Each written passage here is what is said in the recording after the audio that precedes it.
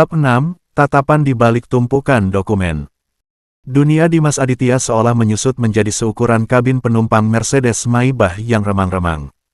Suara bising klakson jalanan Sudirman, deru mesin kendaraan di luar sana, bahkan suara akal sehatnya sendiri, lenyap seketika. Yang tersisa hanyalah sensasi absolut dari bibir Fania Rosalyn yang menekan bibirnya, menuntut penyerahan diri tanpa syarat. Ciuman itu tidak dimulai dengan kelembutan yang ragu-ragu. Ciuman itu adalah sebuah klaim. Dominan, memabukkan, dan syarat akan gairah yang telah ditahan terlalu lama oleh sang CEO di balik fasad esnya. Kedua tangan Dimas yang awalnya kaku di udara, kini secara refleks bergerak merengkuh pinggang ramping Fania yang dibalut gaun merah maron. Sentuhan itu seperti menyalakan sumbu dinamit. Fania mengerang tertahan di sela ciuman mereka, memiringkan kepalanya untuk memperdalam tautan tersebut. Tangan kiri wanita itu mencengkeram jas charcoal grey berharga puluhan juta yang baru saja dikenakan Dimas, menarik pria itu semakin dekat hingga dada mereka bersentuhan, sementara tangan kanannya menyusuri rahang tegas Dimas, meraba lekuk tengkuknya dengan jemari yang lentik. Aroma vanila dan mus menginvasi setiap tarikan napas Dimas. Adrenalin yang sebelumnya ia gunakan untuk bertarung argumen dengan Lee kini bermutasi menjadi gelombang panas yang membakar pembuluh darahnya. Ia adalah pria rasional yang selalu mengandalkan logika. Namun, saat lidah Fania menyapu bibir bawahnya, logikanya runtuh menjadi debu. Dimas membalas ciuman itu dengan intensitas yang mengejutkan dirinya sendiri, sebuah perpaduan antara keputusasaan dan hasrat terlarang.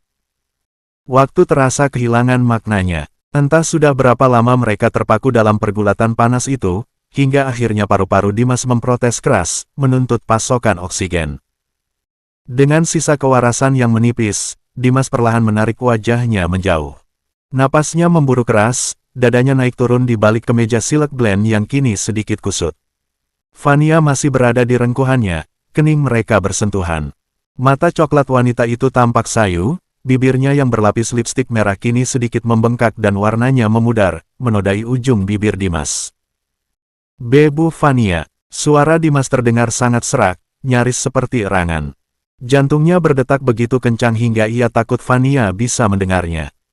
Fania tersenyum. Sebuah senyuman puas, lambat, dan penuh kemenangan yang membahayakan. Ia tidak segera menyingkir. Sebaliknya, ibu jarinya bergerak mengusap sisa lipstiknya yang menempel di sudut bibir Dimas dengan kelembutan yang kontras dengan agresivitasnya barusan. "Masih mau menggunakan embel-embel ibu, setelah apa yang baru saja kita lakukan, sayang?" bisik Fania, napas hangatnya menerpa wajah Dimas. Dimas menelan ludah, berusaha keras mengumpulkan serpihan harga dirinya yang berserakan. Ia dengan lembut melepaskan tangannya dari pinggang Fania dan mendorong bahu wanita itu sedikit ke belakang, menciptakan jarak aman, meskipun di dalam kabin mobil itu, kata aman, hanyalah ilusi. "Kita hampir sampai di kantor," ucap Dimas, matanya melirik ke arah luar melalui kaca film yang gelap. Siluet gedung tinggi Rosalyn Group sudah mulai terlihat di ujung jalan. "Anda bilang, di luar ruangan eksekutif, aturan profesional berlaku. Jika ada yang melihat kita keluar dari mobil dengan keadaan seperti ini." Dimas mengisyaratkan penampilan mereka. Jasnya berantakan, rambutnya yang tadi ditata rapi kini sedikit berantakan karena jari-jari Fania, dan gaun Fania sedikit terangkat di bagian paha. Fania tertawa pelan. Tawa yang merdu, seolah kepanikan Dimas adalah hiburan paling menyenangkan di dunia. Ia kembali ke tempat duduknya, merapikan gaunnya dengan gerakan elegan yang terlatih, lalu mengambil sebuah cermin saku kecil dari tas tangannya. "Kamu belajar dengan cepat, Dimas. Aku suka itu." Fania memulas kembali lipstiknya dengan tenang, dalam hitungan detik kembali menjelma menjadi sosok CEO tak tersentuh. "Ya, di luar sana, aku adalah atasanmu. Tapi ingat rasa panas yang baru saja membakar bibirmu tadi. Itu pengingat bahwa di balik tumpukan dokumen dan rapat direksi, kamu adalah milikku." Mobil mewah itu berbelok memasuki basement VIP gedung Rosalyn Group dan berhenti tepat di depan lift khusus eksekutif. Sopir dengan sigap turun dan membukakan pintu untuk Fania. Dimas merapikan jas dan dasinya, menarik napas panjang untuk menetralkan debar jantungnya, lalu melangkah keluar dari sisi pintu yang lain. Ia kembali memasang topeng stoiknya, berjalan setengah langkah di belakang Fania. Namun, sensasi ciuman itu masih tertinggal di bibirnya seperti hantu yang menolak pergi. Perjalanan naik ke lantai 62 di dalam lift berlapis emas itu berlangsung dalam keheningan total. Tidak ada kata yang terucap. Namun, setiap kali mata Dimas tak sengaja menangkap pantulan mereka di cermin lift, ia mendapati Vania sedang menatapnya dari balik kacamata hitamnya dengan seulas senyum asimetris. Ketegangan tak kasat mata di antara mereka terasa begitu tebal hingga rasanya bisa dipotong dengan pisau. Ting! Pintu lift terbuka. Mereka melangkah keluar, disambut oleh ketenangan lobi eksekutif. Bu Rini, yang sedang mengetik sesuatu di komputernya, segera berdiri saat melihat atasannya tiba. Matanya yang jeli tanpa sengaja menangkap detail kecil, jas baru yang dikenakan Dimas, dan warna kemerahan yang tak wajar di telinga asisten muda tersebut. Namun, sebagai sekretaris veteran, wajah Bu Rini tetap datar tanpa ekspresi. Selamat siang, Bu Vania. Rapat dengan Li berjalan lancar, sapa Bu Rini profesional. Sangat lancar, Rini, jawab Vania sambil melepas kacamata hitamnya dan menyerahkannya kepada Dimas, sebuah gestur yang langsung direspons Dimas dengan sigap. Tunda semua panggilan masuk selama 1 jam ke depan. Saya butuh waktu untuk memeriksa draft kontrak. Dan Dimas. Vania menoleh ke arah Dimas yang baru saja akan duduk di meja kerjanya. Ada tumpukan dokumen legal dari divisi manufaktur di mejamu. Sortir yang mana yang membutuhkan tanda tanganku segera, dan bawa ke dalam ruanganku 15 menit lagi. Vania memberikan instruksi dengan nada dingin dan otoriter, berbalik 180 derajat dari wanita yang mendesah di pelukan Dimas 10 menit yang lalu. Baik, Bu Vania, jawab Dimas seraya menunduk hormat kecil. Vania masuk ke ruangannya dan pintu kayu jati itu tertutup rapat dengan bunyi klik otomatis. Dimas menghempaskan tubuhnya ke kursi kerja walnut yang empuk, mengusap wajahnya dengan kedua tangan. Gila, hari pertamanya sebagai asisten pribadi belum genap setengah hari, namun ia merasa seolah sudah berlari maraton sejauh puluhan kilometer. Emosinya diaduk-aduk seperti roller coaster. Ia memutar kursinya menghadap meja, dan saat itulah realitas pekerjaannya menamparnya keras-keras. Di sudut mejanya, terdapat tumpukan map tebal, setidaknya ada 20 map dengan kode warna merah mendesak yang menunggunya. Jika ini adalah hari biasa di divisi strategi, ia bisa menyelesaikannya sambil meminum kopi dan mendengarkan musik. Tapi ini adalah dokumen tingkat eksekutif. Satu kesalahan penyortiran, Rosalind Group bisa kehilangan miliaran rupiah atau terjerat masalah hukum. Mengabaikan rasa lelah dan bibirnya yang masih terasa kebas, Dimas menghidupkan layar komputernya dan mulai bekerja. Ketelitiannya yang tinggi langsung mengambil alih. Ia membaca setiap ringkasan eksekutif sumari dengan kecepatan luar biasa, memisahkan draft perizinan, laporan audit internal, hingga kontrak vendor baru. 12 menit berlalu. Dimas sedang asyik menandai sebuah klausul ambigu menggunakan sticky notes ketika ia mendengar suara langkah kaki mengendap-endap mendekati mejanya. Bukan suara hak tinggi Bu Rini, melainkan ketukan pelan sepatu flat shoes. Dimas mendongak dan matanya membelalak kaget. "Siska, sedang apa kamu di lantai ini?" Bisiknya panik, celingukan memastikan Bu Rini tidak melihat mereka karena meja resepsionis kebetulan sedang kosong. Siska, sahabat sekaligus mantan rekan kerjanya, berdiri di depan mejanya sambil memeluk sebuah map tipis di dada. Mulut wanita itu menganga lebar, matanya memindai penampilan Dimas dari ujung rambut yang tertata rapi menggunakan pomade mahal, jas desainer berpotongan sempurna, hingga meja kayu mewah yang kini menjadi tempat kekuasaannya. "Gila," Siska bergumam tanpa suara, menggelengkan kepalanya tak percaya. "Gue sengaja naik ke sini pakai alasan ngantar dokumen nyasar dari divisi marketing, dan sumpah, gue nggak ngangka rumor di bawah ternyata benar." "Rumor apa?" Dimas memijat pelipisnya. Ini adalah hal terakhir yang ia butuhkan sekarang. Siska mencondongkan tubuhnya ke depan, berbisik dengan nada konspirasi. "Di lantai 20, grup WhatsApp lagi meledak, Dim. Orang-orang bilang lo ditarik ke atas bukan buat jadi asisten, tapi buat jadi boy toy peliharaannya Ratu S. Terus lo lihat baju lo sekarang. Kemeja lo itu harganya lebih mahal dari motor matic gue, tahu nggak? Tadi pagi lo datang masih pakai kemeja putih lungsuran lo itu." Wajah Dimas memerah seketika. "Siska, jaga mulut lo. Ini fasilitas kantor. Bu Fania mengharuskan asistennya berpenampilan representatif karena kami baru saja meeting dengan investor luar negeri. Tolong jangan sebarkan gosip yang nggak benar. Fasilitas kantor matamu, dengus Siska tak percaya. Sejak kapan HRD punya budget beli jas Tom Ford buat staf biasa dalam waktu setengah hari? Dan soal WhatsApp, apa-apaan balasan chat lo tadi pagi? Jangan hubungi saya saat jam kerja, saya harus melayani kebutuhan Ibu Fania. Lo sejak kapan jadi arogan begini, Dim? Atau jangan-jangan, Bu Fania yang ketik itu? Siska memicingkan matanya penuh selidik. Dimas merasa terpojok. Siska terlalu mengenalinya. Ia tidak mungkin bisa berbohong dengan lancar. Itu prosedur ketat, sis. HP gue sempat disita sebelum masuk ruang rapat.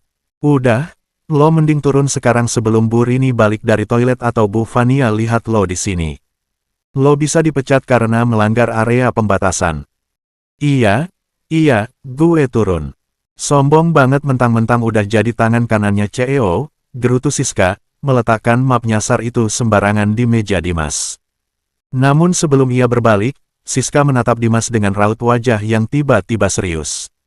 Hati-hati, Dim. Lo masuk ke sarang singa.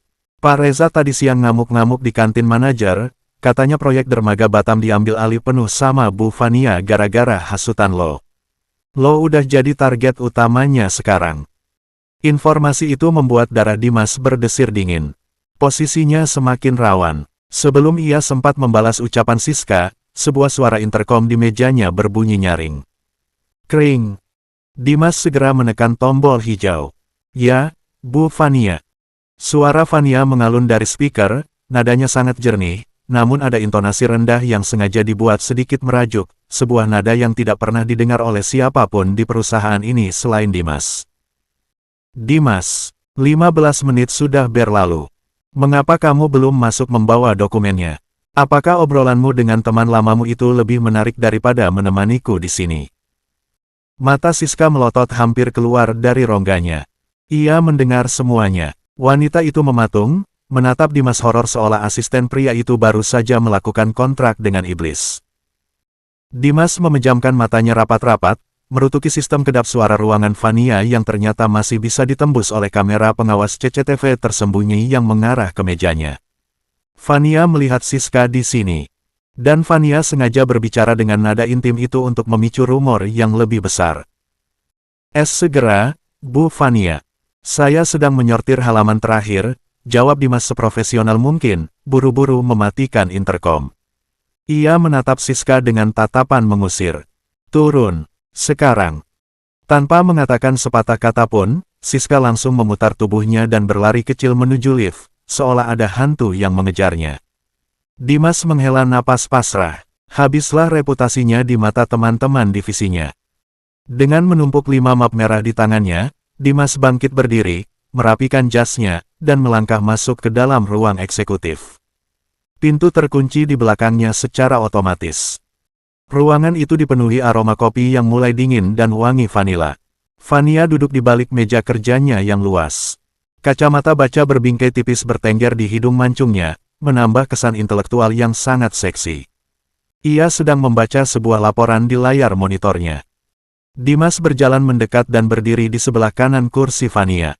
Ia meletakkan tumpukan map itu dengan rapi. Ini 5 dokumen yang membutuhkan tanda tangan Anda segera, Bu. 3 di antaranya adalah persetujuan vendor untuk proyek Batam, 1 dokumen pengajuan cuti manajerial, dan 1 lagi adalah draft final akuisisi lahan. Fania tidak langsung merespons. Ia melepaskan kacamata bacanya, memutar kursinya hingga menghadap penuh ke arah Dimas yang sedang berdiri di sebelahnya. Tatapan wanita itu naik, dari perut Dimas, dada, leher, hingga mengunci pandangan di matanya. Dia menyukaimu. Fania memecah kesunyian dengan kalimat yang terdengar seperti sebuah vonis. Siapa? Dimas mengerutkan kening. Siska, temanmu yang bermulut besar itu, jawab Fania santai, mengambil pena dari emas murni pemberian mendiang ayahnya. Ia memutar-mutar pena itu dengan jemarinya. Cara dia menatapmu, cara dia berani mengambil risiko datang ke lantai ini hanya untuk mengecek keadaanmu. Insting wanitaku tidak pernah salah, Dimas. Dia punya perasaan padamu. Dimas menghela napas pelan, berusaha menjaga agar suaranya tetap datar. Dia hanya sahabat saya, Bu. Kami sudah berteman sejak masa orientasi karyawan. Tidak ada perasaan romantis apapun di antara kami. Anda tidak perlu membuang waktu mengkhawatirkan hal yang tidak ada. Siapa bilang aku khawatir? Vania tersenyum sinis, sebuah senyuman yang menyembunyikan sisi dominannya. Ia membuka map pertama. Seekor singa betina tidak akan pernah khawatir pada kucing rumahan yang mencoba mencuri dagingnya. Singa betina itu hanya akan menyingkirkan kucing tersebut jika dia melewati batas. Dimas merinding mendengar metafora itu. Vania benar-benar seorang yang posesif. Silakan tanda tangan di bagian ini, Bu. Dimas memutuskan untuk mengalihkan pembicaraan, menunjuk bagian bawah halaman dengan jari telunjuknya. Saat Dimas membungkukkan tubuhnya sedikit untuk membuka halaman berikutnya, jarak mereka kembali menyempit. Vania tidak menggeser posisinya, membiarkan tubuhnya nyaris bersentuhan dengan lengan jas Dimas. Wanita itu membubuhkan tanda tangannya yang elegan di atas kertas, namun matanya tidak fokus pada dokumen tersebut, melainkan pada urat leher Dimas yang menegang di balik kerah kemejanya. Saat membuka map ketiga, dokumen persetujuan vendor untuk proyek Batam yang baru saja mereka diskusikan dengan Mer. Lee, mata Dimas yang tajam menangkap sesuatu yang ganjil. Insting analisnya bekerja seketika. Tunggu, Bu. Dimas menahan tangan Vania sebelum ujung pena menyentuh kertas. Kulit mereka bersentuhan, dan kali ini Dimas yang menginisiasi. Vania menatap tangan Dimas yang menutupi tangannya, alisnya terangkat. Ia tidak menarik tangannya menjauh. Ada apa, sayang? Menemukan sesuatu yang menarik. Jangan tanda tangani ini. Nada suara Dimas berubah serius, sepenuhnya masuk ke dalam mode profesional. Ia menggeser dokumen itu lebih dekat, memicingkan mata menatap deretan angka pada tabel rencana anggaran biaya, RAP. Lihat bagian subkontraktor logistik ini, Bu. CV Mitra Abadi. Mereka memenangkan tender pengadaan material baja senilai 50 miliar. Ya, lalu, mereka adalah mitra lama kita. Harga yang mereka ajukan masih di bawah budget maksimal, Vania menanggapi, mengamati wajah Dimas yang tampak tegang dari samping. Itu masalahnya. Dimas mengambil tabletnya, mengetikkan beberapa kata kunci dengan cepat, dan mencari data historis. Saat saya masih di divisi strategi bulan lalu, saya ingat membaca laporan keluhan dari proyek pembangunan gudang di Surabaya. Material baja yang dipasok oleh CV Mitra Abadi tidak lolos uji kualitas sekunder. Proyek itu tertunda 2 bulan karena kita harus mencari supplier baru. Dimas memutar layar tabletnya, menunjukkan data internal tersebut kepada Vania. Bagaimana mungkin vendor yang memiliki catatan hitam dalam 6 bulan terakhir bisa lolos tahap seleksi procurement untuk proyek raksasa berskala internasional seperti dermaga Batam ini? Dimas menatap Vania dengan sorot mata yang tajam. Dokumen ini disetujui dan ditandatangani oleh manajer pengadaan, yang notabene adalah orang kepercayaan Pak Reza Rosalin. Keheningan yang mematikan turun di ruang eksekutif itu. Suhu ruangan seolah anjlok beberapa derajat. Vania menatap deretan angka di atas kertas itu lekat-lekat. Senyum menggoda di bibirnya telah lenyap sama sekali, digantikan oleh ekspresi sedingin es abadi. Kebiasaan kecilnya muncul, jemari lentiknya mulai mengetuk-ngetuk keras permukaan meja kayu. Tuk, tuk, tuk, tanda bahwa sang CEO sedang menyusun sebuah skenario penghancuran di dalam kepalanya. Reza tidak hanya berniat mensabotase investasi dari luar, tetapi ia juga berusaha memakan uang perusahaan dari dalam dengan menggunakan vendor bermasalah. Jika struktur baja dermaga itu roboh 3 tahun kemudian, bukan hanya uang yang hilang, namun reputasi Rosalin Group akan hancur tak bersisa, dan Vania sebagai CEO yang akan memikul kesalahan terbesarnya. Vania menutup map itu dengan kasar, membuang penanya ke atas meja. Dia menggali kuburannya sendiri, desis Vania, suaranya sangat pelan namun berbisa. Ia berdiri dari kursinya, berjalan ke arah jendela raksasa, menatap kota di bawah sana dengan tangan disilangkan di dada. Dimas berdiri diam, mengamati punggung wanita itu. Di balik setelan mewahnya, Dimas bisa melihat beban luar biasa yang harus dipikul Vania sendirian. Dikelilingi oleh ular berbisa di keluarganya sendiri, wajar jika wanita ini membangun tembok es yang tebal untuk melindungi dirinya. Beberapa saat kemudian, Vania membalikkan badannya. Sorot matanya kembali melunak saat menatap pria yang masih berdiri siaga di samping mejanya. Dan kamu, Dimas Aditya. Vania berjalan pelan mendekati asistennya, menatap lurus ke dalam matanya dengan rasa kagum yang tak terbendung. Baru saja membuktikan lagi kepadaku mengapa aku tidak salah memilihmu. Asisten lamaku hanya akan membiarkanku menandatangani kertas itu tanpa membacanya. Tapi kamu melindungiku. Vania melangkah hingga jarak di antara mereka terkikis abis. Ia mengangkat tangannya, meletakkan telapak tangannya dengan lembut di dada bidang Dimas, tepat di atas letak jantung pria itu. Jantungmu berdetak cepat lagi, bisik Vania pelan, tersenyum kecil. Saya hanya terkejut melihat kelalaian dokumen itu, Bu Vania, dalih Dimas, berusaha tidak terpengaruh oleh sentuhan memabukkan di dadanya. Namun, suaranya yang sedikit bergetar mengkhianatinya. Pembohong yang buruk, goda Vania.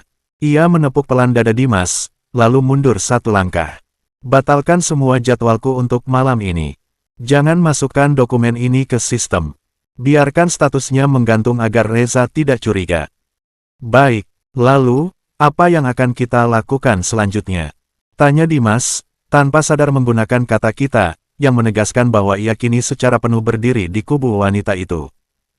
Senyum Vania melebar mendengar kata kita tersebut. Malam ini, kita lembur.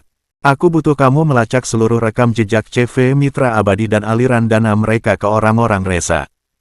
Kita akan mencari bukti kuat sebelum mencekiknya di RUPS bulan depan. Vania menjeda kalimatnya, memiringkan kepalanya dengan tatapan yang tiba-tiba berubah menjadi nakal dan penuh antisipasi. Dan karena penyelidikan ini sangat rahasia, kita tidak bisa melakukannya di kantor saat jam kerja biasa, ucap Vania dengan nada rendah. Malam ini, hanya akan ada kita berdua di lantai ini, Dimas. Pastikan kamu sudah menyiapkan banyak kopi. Karena malam ini, kita akan bermain-main dengan sangat larut. Mendengar nada suara yang ambigu dan penuh janji terlarang itu, Dimas menelan ludah kasar. Tumpukan dokumen di atas meja mendadak terlihat tidak ada artinya dibandingkan bahaya sesungguhnya yang menunggunya malam ini. Di balik pintu yang terkunci ini, bersama Sang Ratu Es yang perlahan mulai mencairkan pertahanannya, Dimas tahu bahwa ia tidak akan bisa lari lagi. Bab 7, Makan Siang yang Canggung. Cahaya kebiruan dari layar monitor memantul di wajah Dimas Aditya, mempertegas kantung matanya yang mulai menghitam. Jarum jam Rolex di pergelangan tangan Vania, yang entah sejak kapan dilepaskan dan diletakkan sembarangan di atas meja kerja Dimas, menunjukkan pukul 10.15 pagi. Namun bagi Dimas, hari ini terasa seperti kelanjutan dari malam panjang yang tak berujung. Ingatan tentang investigasi rahasia semalam masih menari-nari dengan jelas di benaknya. Mereka baru selesai membedah ratusan transaksi finansial CV Mitra Abadi pada pukul 3 dini hari. Sesuai dugaan Dimas, perusahaan logistik itu tidak lebih dari sekadar boneka. Ada aliran dana pelicin yang disamarkan sebagai biaya konsultasi menuju sebuah perusahaan cangkang di Kepulauan Cayman, yang setelah dilacak lebih dalam melalui akses super admin milik Vania, terhubung dengan nama adik ipar Reza Rosalin. Itu adalah bukti yang cukup untuk meledakkan kursi wakil presiden direktur di rapat umum pemegang saham bulan depan. Namun, bukan hanya temuan data itu yang membuat Dimas tidak bisa tidur setelah ia pulang ke apartemennya menjelang subuh. Yang merampas kewarasannya adalah kenangan saat jam menunjukkan pukul 2 dini hari. Pendingin ruangan sentral dimatikan, menyisakan keheningan absolut di lantai 62. Vania, yang kelelahan membaca deretan angka, pada akhirnya menyerah. Wanita dengan kekuasaan absolut itu melepaskan sepatu hak tingginya, menarik kakinya ke atas sofa kulit, dan menyandarkan kepalanya di bahu Dimas. Selama 1 jam penuh, Dimas mengetik dengan satu tangan karena ia tidak berani bergerak sedikit pun dan membangunkan sang CEO yang tertidur lelap dengan napas hangat menyapu ceruk lehernya. Di momen itu, di bawah temaram lampu meja kerja, Dimas menyadari betapa berbahayanya posisi yang ia tempati sekarang. Batas antara profesionalitas dan afeksi personal telah menguap sepenuhnya. Dimas. Panggilan dari arah pintu menyentak Dimas kembali ke realitas. Ia mendongak dari layar komputernya dan mendapati Vania berdiri di ambang pintu ruang eksekutif. Pagi ini, wanita itu mengenakan setelan blus sutra putih gading yang dipadukan dengan rok pensil hitam. Rambutnya diikat tinggi bergaya ponytail, memperlihatkan leher jenjangnya yang mulus. Ia tampak begitu segar dan bercahaya, kontras 180 derajat dengan Dimas yang merasa nyawanya belum terkumpul penuh. Ya, Bu Fania. Dimas segera berdiri, merapikan jasnya secara refleks. Tinggalkan laporan audit itu. Kita punya urusan yang lebih penting sekarang. Fania melangkah mendekati meja asistennya, matanya menyapu penampilan Dimas dengan tatapan menilai. Rapikan dasimu. Kita turun ke lantai 60. Dimas mengerutkan kening, mencoba memutar kembali jadwal harian di kepalanya. Lantai 60. Bukankah itu area eksekutif dining longe? Jadwal rapat siang Anda baru dimulai pukul 2 nanti. Dan aturan ketiga yang kutetapkan kemarin berbunyi apa, sayang? Fania mencondongkan tubuhnya, mengetukkan ujung jarinya ke permukaan meja Dimas. Dimas menelan ludah, seketika teringat instruksi absolut tersebut. Mulai hari ini, jam makan siangmu adalah milikku. Anda mengharuskan saya makan siang bersama Anda, jawab Dimas pelan, memastikan Bu Rini yang sedang mengangkat telepon di lobi depan tidak mendengar mereka. Tapi Bu, eksekutif dining longe adalah area khusus untuk level direktur dan vice presiden. Asisten dan staf memiliki kantin sendiri di lantai 15. Jika saya ikut masuk ke sana dan duduk satu meja dengan Anda, maka seluruh direksi akan tahu bahwa kamu berada di bawah perlindunganku langsung, dan tidak ada satupun dari mereka yang boleh memperlakukanmu seperti kacung. Potong Fania tajam, suaranya mengandung otoritas yang tidak bisa dibantah. Kamu sudah memegang rahasia terbesarku semalam. Kamu bukan lagi sekadar asisten, Dimas. Kamu adalah partner strategisku. Sekarang, jalan. Fania membalikkan badan dan melangkah menuju lift tanpa menunggu jawaban Dimas.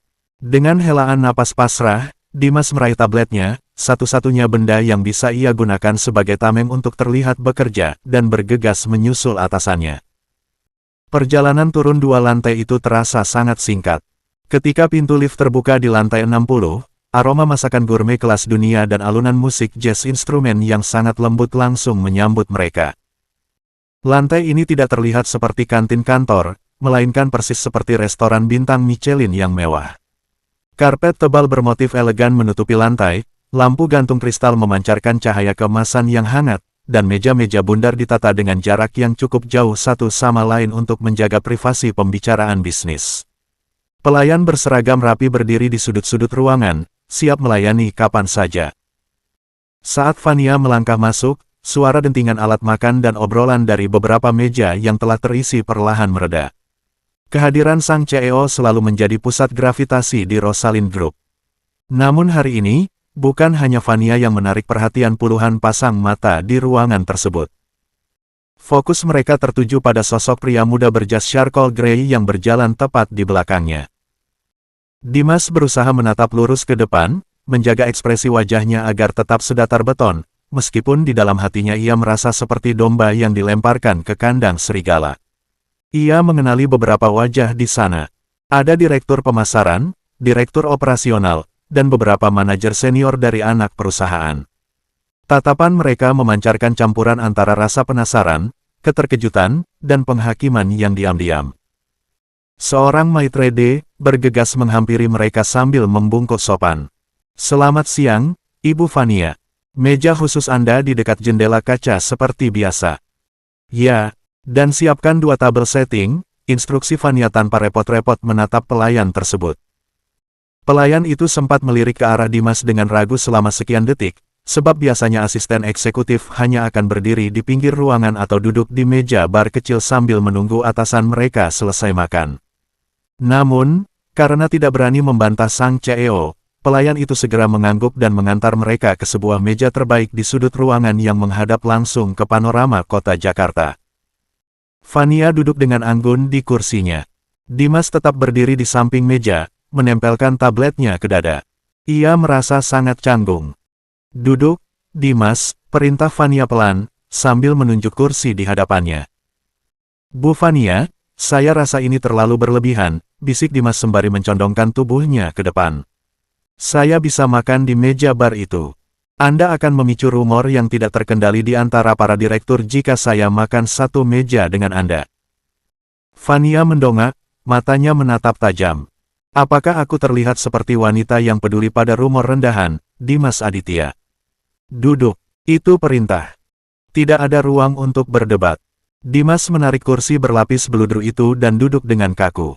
Posturnya sangat tegak, persis seperti tentara yang sedang diinterogasi. Ia meletakkan tabletnya di pangkuan, tidak tahu harus meletakkan tangannya di mana. Pelayan datang membawa buku menu kulit yang tebal dan menyodorkannya kepada mereka berdua. Dimas membuka menu tersebut dan langsung merasa pusing. Semuanya ditulis dalam bahasa Prancis, dengan deskripsi bahan makanan yang terdengar lebih cocok berada di laboratorium botani daripada di dapur. Terlebih lagi, tidak ada daftar harga yang tertera di sana. Pesan apapun yang kamu mau, ucap Vania santai, matanya memindai menu miliknya. Steaknya lumayan enak, meskipun foie gras-nya sedikit terlalu matang untuk seleraku. Dimas menelan ludah. Saya samakan saja dengan pesanan Anda, Bu.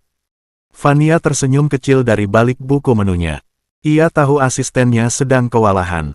Baiklah, kami pesan 2 porsi wagyu tenderloin dengan tingkat kematangan medium rare, truffle mashed potatoes, dan sebotol sparkling water, ucap Vania kepada pelayan.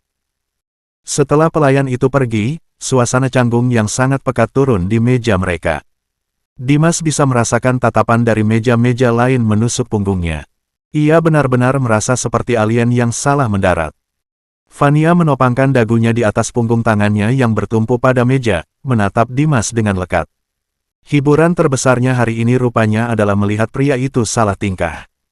Kamu terlihat seperti sedang duduk di kursi listrik, sayang, goda Vania dengan suara rendah yang mengalun mesra, sangat kontras dengan lingkungan dingin di sekitar mereka. Secara kiasan, saya memang sedang duduk di kursi listrik, Bu, balas Dimas getir, matanya awas menyapu sekeliling. Saya bisa menjamin, dalam waktu kurang dari 5 menit, Pak Reza akan tahu bahwa saya sedang duduk di kursi yang biasanya diperuntukkan bagi klien VIP Anda. Bagus, sahut Vania santai, mengambil serbet kain dan meletakkannya di pangkuannya. Biarkan dia tahu, aku sengaja memancingnya keluar. Pria pengecut seperti dia akan semakin ceroboh jika dia merasa egonya terancam. Dan benar saja, ramalan Dimas terbukti bahkan sebelum hidangan pembuka mereka datang. Dari arah pintu masuk utama, terdengar langkah kaki yang sengaja dihentakkan dengan penuh arogansi. Dimas tidak perlu menoleh untuk mengetahui siapa pemilik langkah itu. Aroma parfum maskulin yang tajam menyebar mendahului sosoknya. Reza Rosalin berjalan melintasi ruangan, mengenakan setelan jas navy yang licin. Di belakangnya mengekor 2 orang manajer senior yang tampak seperti antek patuh.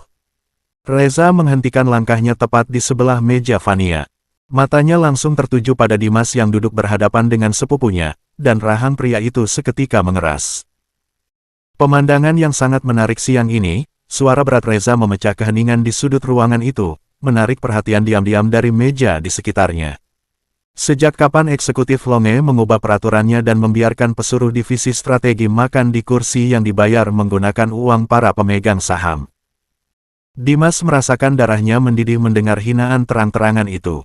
Namun, sebelum ia sempat membuka mulut, Vania sudah lebih dulu merespons dengan ketenangan sedingin es abadi. Vania tidak menoleh sedikit pun ke arah Reza. Ia mengambil gelas kristal berisi air mineralnya, meminumnya perlahan, lalu meletakkannya kembali ke atas meja dengan gerakan yang sangat pelan dan disengaja. Sejak aku yang mendanai 70% anggaran operasional perusahaan ini, Reza, jawab Vania datar, tanpa menaikkan nada suaranya. Ia akhirnya menatap sepupunya itu dengan sorot mata meremehkan. Dimas adalah asisten eksekutifku. Dia bekerja langsung di bawahku, mengatur jadwalku, dan membaca setiap dokumen yang akan kusetujui. Posisinya jauh lebih krusial dibandingkan beberapa manajer tidak berguna yang sering kau bawa ke ruangan ini. Wajah Reza memerah menahan marah. Ia mencengkeram sandaran kursi kosong di sebelah Dimas dengan kuat. Asisten eksekutif tidak memiliki hak istimewa operasional, Vania. Ini melanggar protokol. Kau merusak hierarki perusahaan hanya untuk apa? Bermain rumah-rumahan dengan staf bawahan. Kalimat terakhir itu diucapkan dengan nada sinis yang sangat kotor, secara tidak langsung menyindir hubungan pribadi mereka.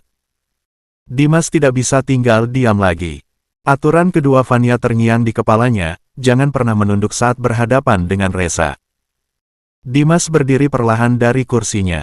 Tingginya ternyata sejajar dengan Reza, bahkan bahu Dimas sedikit lebih lebar berkat rutinitas olahraganya yang teratur, membuat posisi head-to-head itu tidak lagi didominasi oleh Reza. "Maaf menyela, Pak Reza," ucap Dimas dengan suara bariton yang tenang, sangat profesional, namun memancarkan ketegasan yang tak tergoyahkan. "Jika kita berbicara mengenai pelanggaran protokol dan hierarki, saya rasa membawa asisten untuk makan siang jauh lebih bisa ditoleransi dibandingkan meloloskan dokumen pengadaan material senilai 50 miliar dari CV Mitra Abadi, yang jelas-jelas memiliki rekam jejak gagal uji kualitas bulan lalu." Keheningan yang mematikan seketika menyergap meja itu. Dua manajer senior di belakang Reza saling berpandangan dengan wajah pucat pasi. Tubuh Reza sendiri tampak menegang, matanya membelalak kaget. Ia jelas tidak menyangka bahwa Dimas, seorang staf yang baru sehari menjabat, sudah memegang informasi rahasia sedalam itu. "Apa maksudmu?" desis Reza, suaranya tiba-tiba merendah, kehilangan arogansinya barusan. "Dari mana kau mendapatkan data itu?" "Dari meja saya, Pak," jawab Dimas tanpa berkedip. "Ibu Fania menugaskan saya untuk melakukan cross-check pada semua dokumen pengadaan sebelum beliau menandatanganinya. Dan sebagai asisten eksekutif, adalah tugas saya untuk memastikan perusahaan tidak mengalami kerugian akibat kerja sama dengan vendor bermasalah." Dimas sengaja menekan kata bermasalah, memberikan sinyal terselubung bahwa ia tahu CV Mitra Abadi hanyalah perusahaan cangkang untuk mengalirkan uang perusahaan ke saku Reza. Reza menatap Dimas dengan kebencian yang mendalam. Ia kini sadar bahwa pria di hadapannya ini bukanlah pion bodoh yang hanya mengandalkan ketampanan. Dimas adalah ancaman nyata bagi bisnis gelapnya. "Kau bermain dengan api yang terlalu besar untuk ukuranmu, anak muda," ancam Reza dengan suara pelan, hanya bisa didengar oleh mereka bertiga di meja itu. "Dimas tidak bermain api sendirian, Reza," Fania akhirnya memotong, suaranya mengalun tajam seperti bilah pisau. Ia menatap sepupunya dengan senyum predator. "Aku yang memegang obornya. Jadi, sebelum kau menceramahiku soal hierarki, urus berantakanmu di divisi pengadaan. Karena jika aku menemukan satu saja anomali keuangan lagi, aku tidak akan segan-segan membawa masalah ini ke meja audit eksternal." Reza mendengus kasar, urat lehernya menonjol. Ia sadar ia kalah posisi hari ini. Tanpa mengucapkan sepatah kata pun lagi, pria itu membalikkan badan dan berjalan pergi, diikuti oleh antek-antaknya yang tampak ketakutan.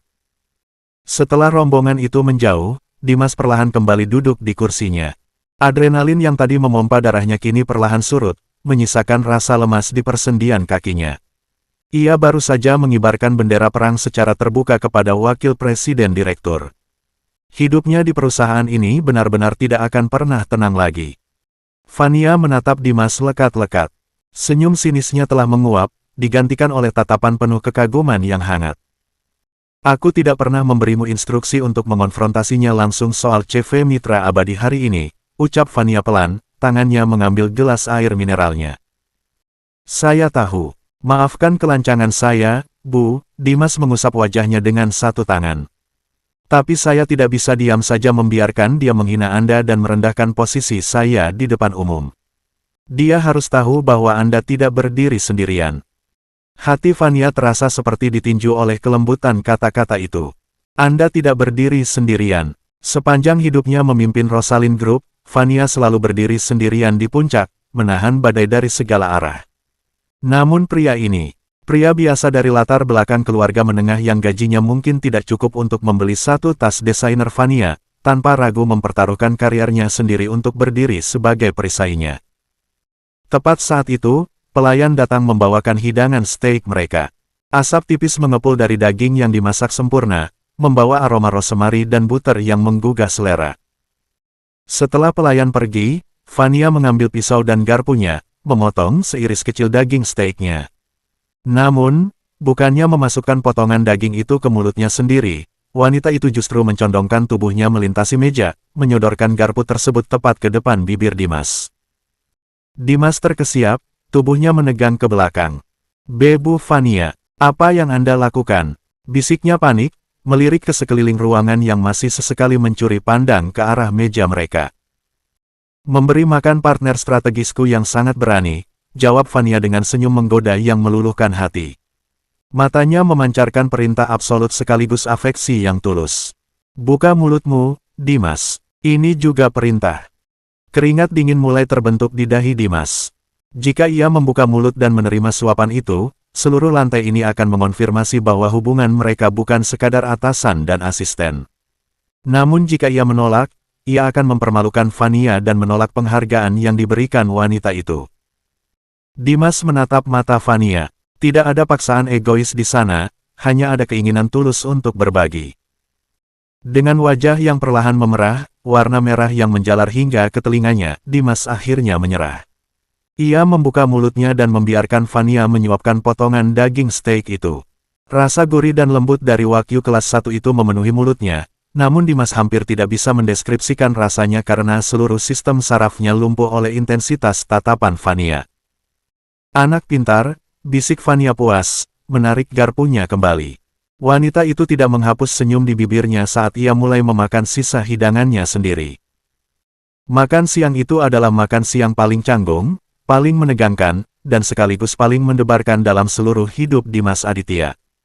Di bawah sorotan puluhan pasang mata elit korporat, dan di bawah tatapan posesif wanita paling berkuasa di gedung itu, Dimas menyadari bahwa ia telah melewati titik point of no return. Ia tidak bisa lagi kembali menjadi staf biasa yang duduk di kubikel lantai 20. Kini, ia telah terseret sepenuhnya ke dalam medan perang yang bernama Rosalind Group, dan ke dalam pusaran cinta yang berbahaya bersama Sang Ratu S. Dan di bawah meja makan mewah yang tertutup taplak putih panjang itu, entah sejak kapan ujung sepatu hak tinggi Fania telah menyentuh pergelangan kaki Dimas, bergerak perlahan dengan ritme menggoda yang membuat sisa makan siang itu terasa seperti sebuah penyiksaan yang sangat manis. Bab 8, Interogasi Siska dan Gosip Kantor. Perjalanan kembali menuju lantai 62 di dalam lift eksekutif terasa seperti simulasi ruang hampa udara bagi Dimas Aditya.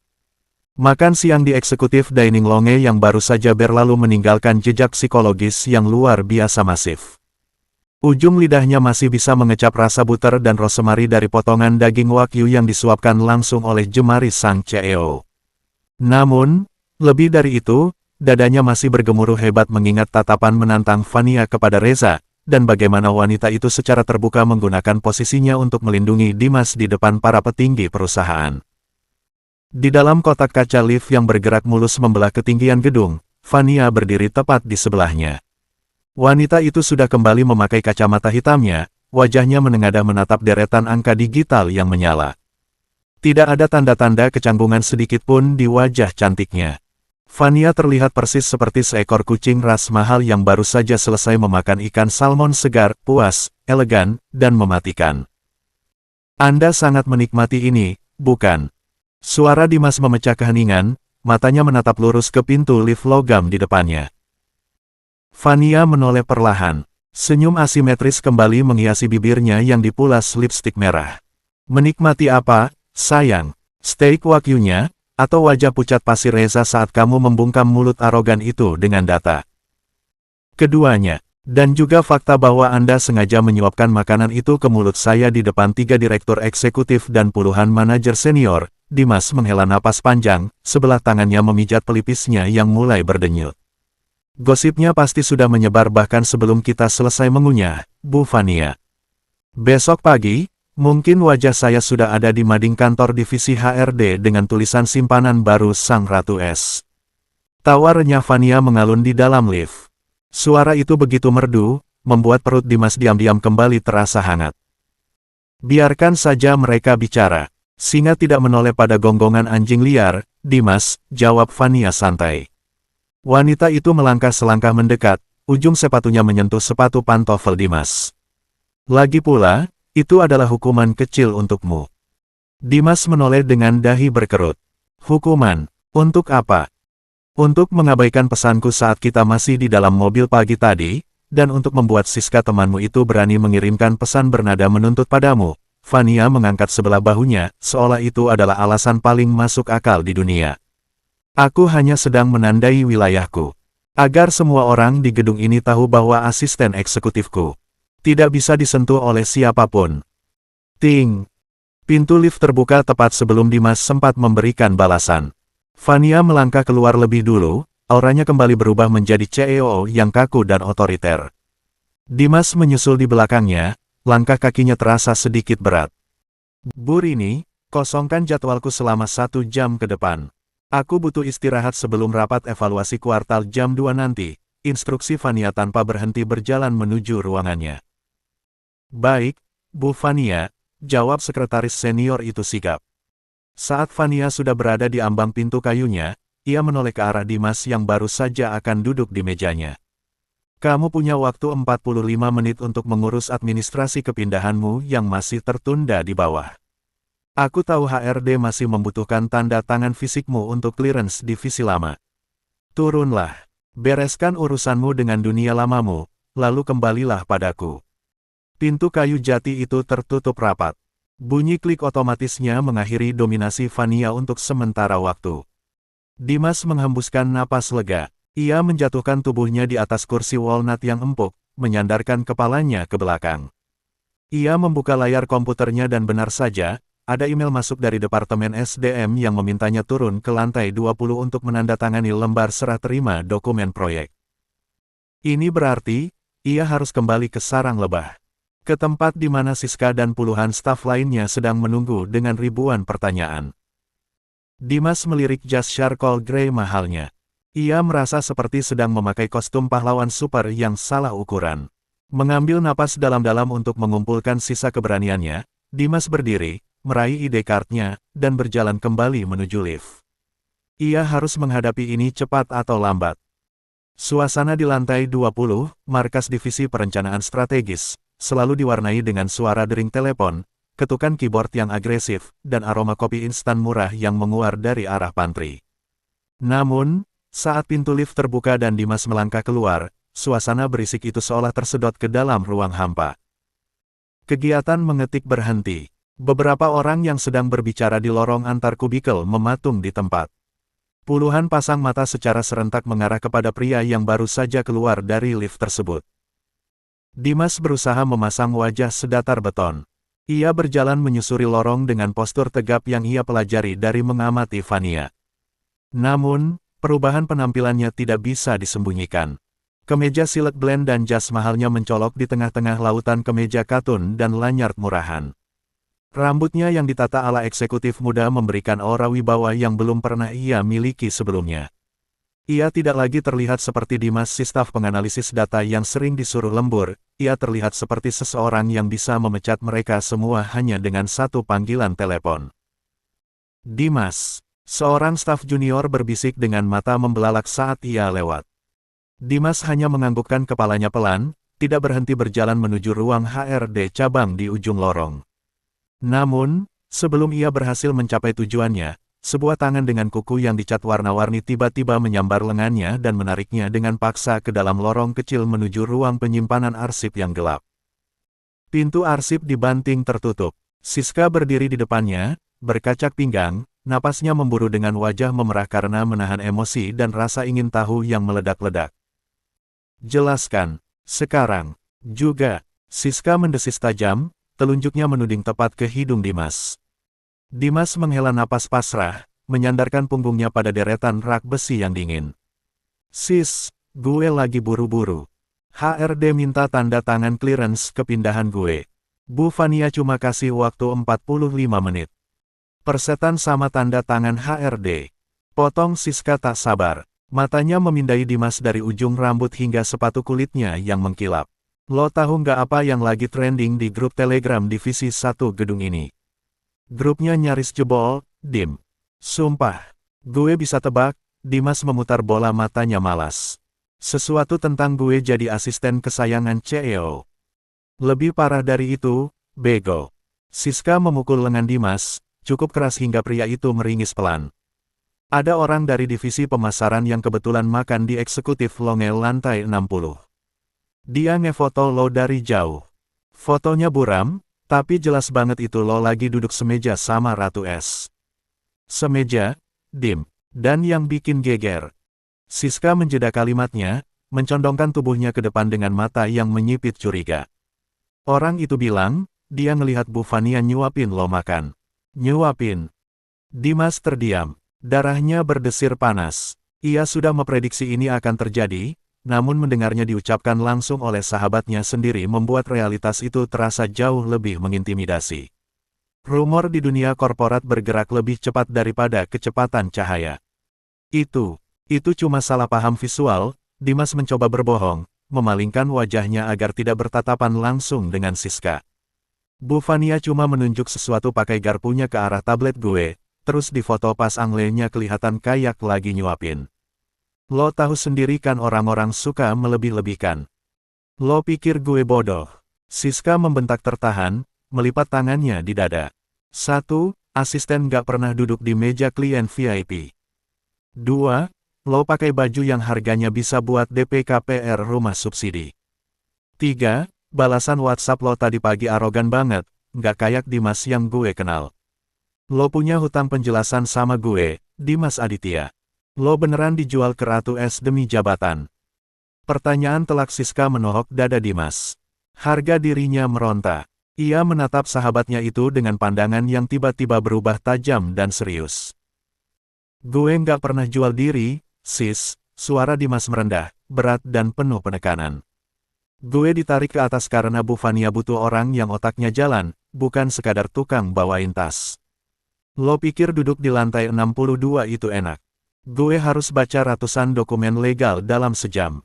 Gue harus berhadapan sama Lee dari Singapura pagi ini buat nyelamatin investasi 500 miliar, sementara lo semua di sini asyik ngerumpi soal foto buram di Telegram. Siska terbungkam. Ia mundur selangkah, terkejut melihat aura dominan yang mendadak memancar dari sahabatnya itu. Dimas yang ada di depannya sekarang bukanlah Dimas yang biasa mengeluh soal target data bersamanya. Ini adalah Dimas yang telah dibentuk oleh lantai eksekutif, meskipun baru sehari. Dan soal baju ini, Dimas menarik kerah jasnya sedikit. Bu Fania punya standar tinggi untuk siapapun yang mewakilinya di depan investor luar negeri. Kalau lo pikir gue suka jadi boneka dress up, lo salah. Tapi ini bagian dari pekerjaan gue sekarang. Gue minta tolong, sis. Jangan ikut-ikutan nyebarin gosip murahan itu. Posisi gue di atas sana jauh lebih berbahaya dari yang lo bayangin. Melihat raut kelelahan dan ketegangan di wajah Dimas, pertahanan Siska perlahan runtuh. Emosinya surut, digantikan oleh rasa empati. Ia menghela napas panjang, bersandar pada rak arsip di sebelah Dimas. Maafin gue, Dim, cicit Siska pelan. Gue kaget. Semuanya terlalu mendadak. Lo tahu kan reputasi Bu Fania gimana? Dia itu nggak punya hati. Dia mecat direktur HRD tahun lalu cuma gara-gara salah masukin budget pelatihan sekian %. Terus tiba-tiba lo diangkat jadi tangan kanannya. Ditambah lagi, rumor soal Pak Reza yang ngamuk di kantin manajer siang ini. Katanya lo berani ngelawan Pak Reza terang-terangan waktu makan siang tadi. Dimas menelan ludah. Kabar itu juga udah sampai sini. Siska mengangguk ngeri. Dim, Pak Reza itu gila kekuasaan. Kalau lo emang bikin dia malu di depan direksi lain, dia nggak bakal tinggal diam. Lo harus ekstra hati-hati. Di Rosalind Group ini, musuhin Pak Reza sama aja kayak nulis surat resign lo sendiri dengan darah. Gue tahu, gumam Dimas pelan. Pikirannya melayang pada penemuannya semalam mengenai CV Mitra Abadi. Peperangan ini sudah dimulai, dan ia berada di garis terdepan bersama Fania.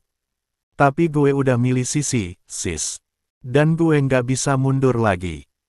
Siska menatap Dimas dengan pandangan menyelidik. Sebagai seorang wanita, Siska memiliki radar yang tajam. Ia menyadari ada sesuatu yang berbeda dari tatapan Dimas setiap kali nama Fania disebut. Bukan rasa takut layaknya bawahan pada umumnya, melainkan sesuatu yang jauh lebih rumit. Siska melangkah maju, memangkas jarak. Ia mencondongkan wajahnya ke area kerah jas Dimas dan mengendus pelan. Lo ngapain? Dimas tersentak mundur, panik. Diam. Siska mengendus sekali lagi di dekat bahu Dimas. Matanya seketika membelalak lebar, menatap Dimas dengan horor yang nyata. Vanila dan mus.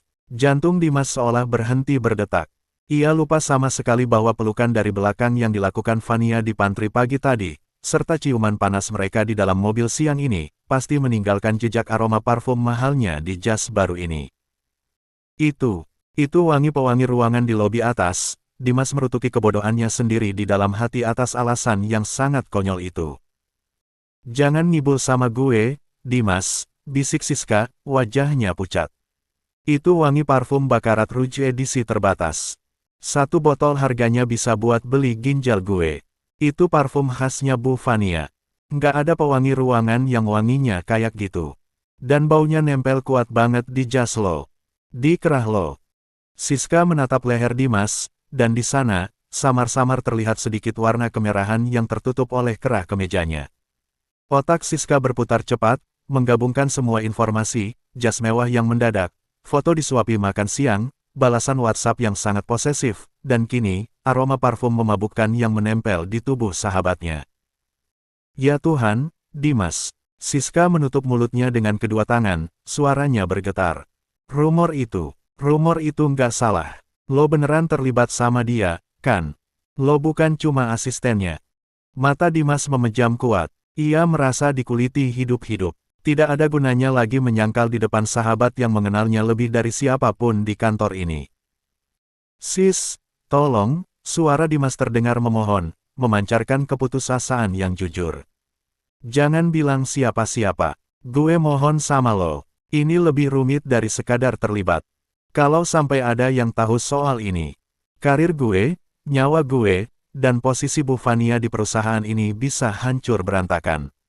Pak Reza cuma butuh satu bukti buat bikin skandal dan ngejatuhin Bu Fania dari kursi CEO. Siska mematung. Ia menyadari bobot dari rahasia yang baru saja ia temukan. Ini bukan sekadar gosip percintaan kantor biasa, ini adalah skandal di tingkat paling atas yang bisa meruntuhkan rezim kepemimpinan Rosalind Group. Siska menarik napas dalam-dalam, menatap mata Dimas yang memohon. Meskipun Siska sering bersikap menyebalkan dan banyak bicara, ia adalah sahabat yang setia. Gila, lo bener-bener gila, Dim, Siska menggeleng pelan, tangannya turun dari wajahnya. Gue nggak bakal bilang siapa-siapa. Gue bakal tutup mulut rapat-rapat. Tapi lo harus janji satu hal sama gue. Apa? Jangan sampai lo hancur, ucap Siska tulus, matanya berkaca-kaca sedikit. Bu Fania itu beda kasta sama kita, Dim. Dia main di liga yang kalau lo jatuh, lo bakal mati berdarah-darah, sementara dia cuma tinggal beli sepatu baru. Lo harus main cerdas. Kata-kata Siska menohok sudut hati Dimas yang paling dalam. Ketakutan itu, perbedaan kasta dan status sosial, adalah monster yang terus menggerogoti rasa insecure-nya sejak semalam. Dimas hanya seorang staf dari keluarga menengah, tulang punggung keluarga yang masih harus mencicil rumah. Sedangkan Fania adalah pewaris tahta triliunan rupiah. Jika suatu saat Fania bosan padanya, Dimas tidak akan memiliki apa-apa. Gue janji, sis. Gue bakal hati-hati, jawab Dimas pelan. Tepat saat itu, ponsel di saku celana Dimas bergetar panjang. Notifikasi khusus. Hanya satu nomor yang diatur dengan getaran tersebut. Dimas merogoh sakunya. Layar ponselnya menyala, menampilkan pesan dari sang CEO. Fania R, 40 menit. Tanda tangan dokumenmu dan segera naik. Suhu di ruanganku terlalu dingin tanpa kamu. Pesan itu begitu singkat, terang-terangan posesif, dan tidak masuk akal dalam konteks profesional. Dimas segera memasukkan kembali ponselnya ke dalam saku, wajahnya sedikit memerah. Dia ngecat lo, tebak Siska, melihat reaksi Dimas. Dimas mengangguk pasrah. Gue harus ke HRD sekarang, terus balik ke atas.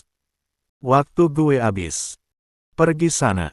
Pangeran peliharaannya Ratu nggak boleh telat, cibir Siska, berusaha mencairkan suasana dengan candaan lamanya, meskipun senyumnya masih terlihat tegang. Dimas tersenyum tipis.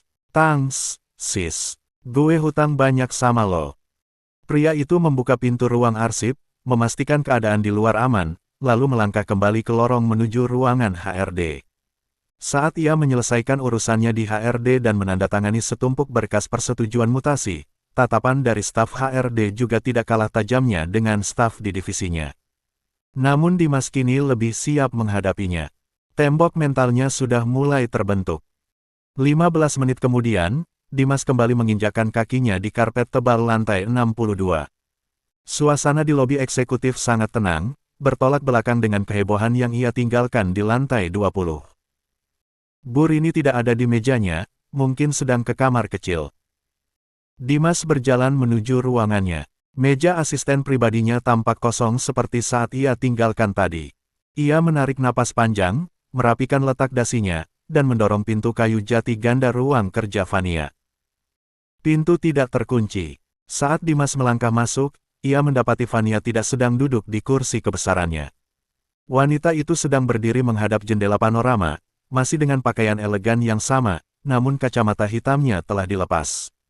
Vania memegang segelas anggur merah di tangannya, memutarnya pelan hingga cairan berwarna rubi itu beriak di pinggiran gelas kristal. Mendengar suara pintu tertutup, Vania berbalik. Matanya langsung menemukan sosok Dimas. Seulas senyum lembut, yang benar-benar berbeda dari senyum predatornya di depan Reza, perlahan merekah di wajah cantiknya.